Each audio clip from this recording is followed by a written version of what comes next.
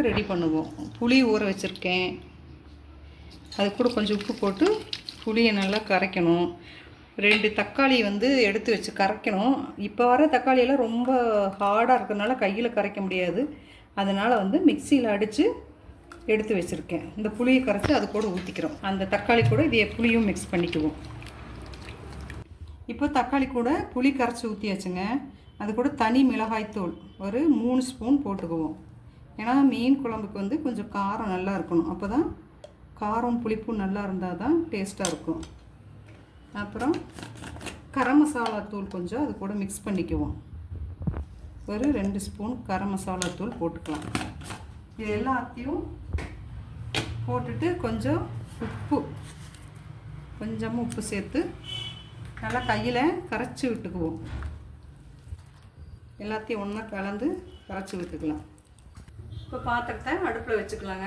ஒரு வானலியாவது அல்லது ஒரு கடாய் ஏதோ ஒன்று அடுப்பில் வச்சுக்கலாங்க.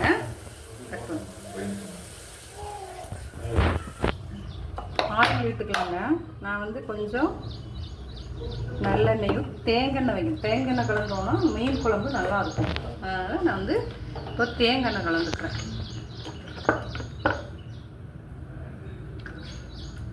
மீன் குழம்புக்கு தேங்காய் டேஸ்ட் நல்லா கொடுக்கும்.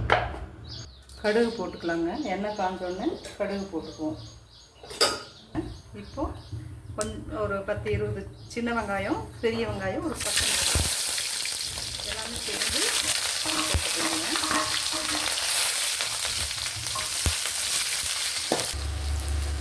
வெங்காயம் வதங்கிட்டு இருக்குங்க. வெங்காயம் வதங்கினோடனே இன்னும் கொஞ்சம் நிறம் மாறணும்.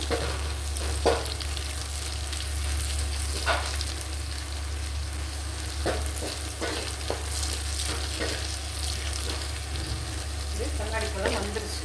இப்போ நம்ம கருவேப்பிலை ஆட் பண்ணிக்கலாங்க. அது கூட ஒரு ஸ்பூன் இஞ்சி பூண்டு பேஸ்ட்டு ஒரு 1.5 ஸ்பூன் போட்டுக்குவோம்.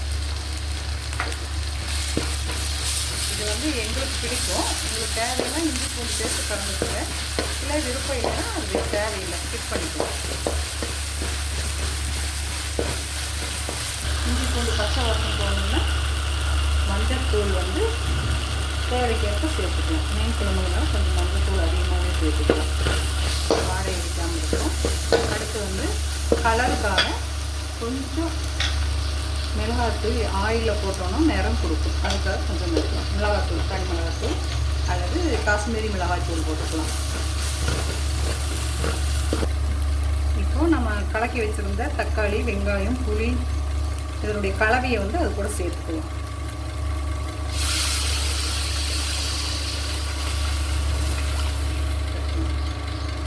குழம்பு கொதி வந்துடுச்சுங்க. இப்போ வந்து நம்ம அதில் வந்து மீன் போட்டுருவோம்.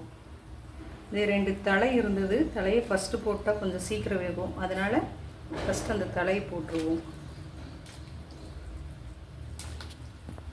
மீன் தலை வேகிறதுக்கு கொஞ்சம் லேட் ஆகும். அதனால் ஃபஸ்ட்டு அதை போட்டோன்னா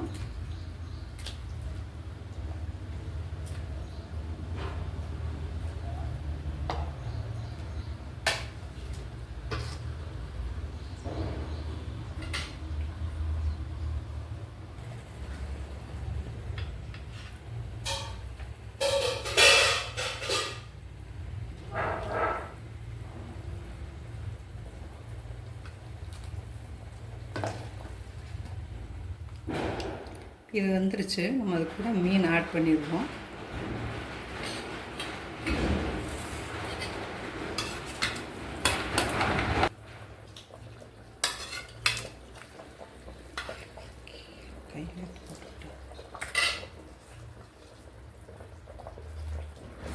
இது வந்து மத்தி மீனுங்க.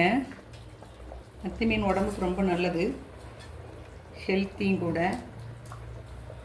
அதனால் நாங்கள் மத்தி மீன் தான் வாங்கியிருக்கோம்.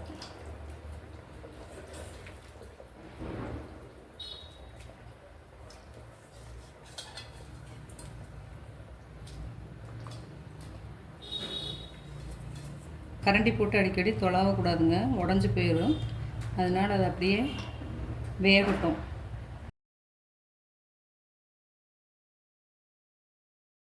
இப்போ வந்து குழம்பு ரெடி ஆகிடுச்சுங்க. இது நம்ம வெந்துருச்சுன்னு எப்படி பார்க்கணுன்னா, இந்த ஃபிஷ்ஷினுடைய கண்ணு பார்த்தோன்னா அது கொஞ்சம் ஒயிட்டாக தெரியும்.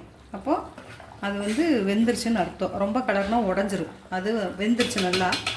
கொஞ்சம் மல்லித்தலை கொத்தமல்லி இலை போட்டு இறக்கிடலாங்க.